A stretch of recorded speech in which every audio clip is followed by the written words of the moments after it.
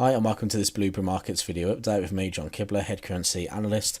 In this video we're going to go through the Forex Market Wrap. We're going to highlight the news that happened this week and some of the charts that we were watching. So if we jump into the news, we can see here that we had lots of PMI data out this week. We also had rate statements from the Bank of Canada, as well as the ECB and the Bank of Japan. So investors were really looking at the ECB this week, looking to see if they would hike interest rates by 75 basis points, which they did. Interest rates are now at 2% in Europe, and the ECB are looking to hike rates further, which could keep the euro supported at the moment. The Bank of Canada also raised interest rates, but it didn't raise interest rates by as much as what investors were looking for. We were looking for a 75 basis points hike, but only ended up with a 50 basis points hike. That disappointed investors a little bit, and we've seen the Canadian dollar weaken slightly.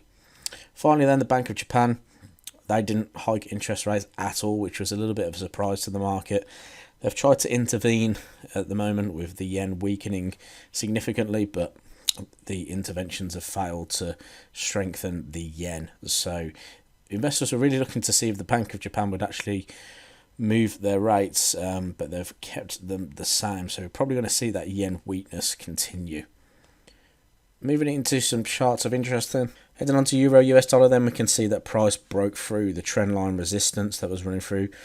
We broke above the parity level as well. However, price has come back below it. So we're really still trading within this range of the 10 spot 100 and the 0 spot 99. Held this range here previously before price broke and traded to the lows of the 0 spot 9550. Ever since then though, we've come back within the range a couple of times, and we're now trading around that parity level again. So really speaking, at the moment, euro dollar in a little bit of a limbo land. If we did start to see the dollar weaken significantly and price break above the 10 spot 100, that would be quite significant in the market, and we'd probably see price trade a little bit more to the upside.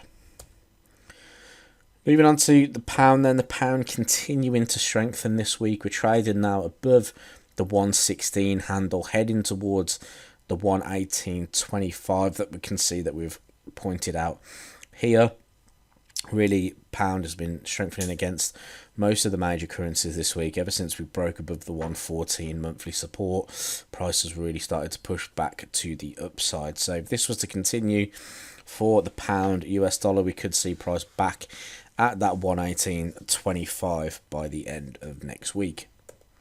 Moving on to dollar yen, we were talking about price finding resistance at the 150. That's when the Bank of Japan intervened in the market, and we started to see that yen strengthen. However, this has been fairly short-lived as well. Buyers came back in at the 146 handle, and again back down at the 145 handle. Buyers have started to step back in here for dollar yen, showing that yen vulnerability again. Now, if we were looking at it from a weekly perspective, we would see that this was a previous weekly high. So if the trend was going to continue, we could have expected price to continue the trend around about this 145 handle. So looking for price to continue to the upside here. If we were to see the trend continuation, then we would likely see price back up at the 151 spot 50. Finally then, New Zealand US dollar was one to watch for us. We were looking for those reversal opportunities this week, and we were talking about price finding the support here at the 0 spot 56.70 handle.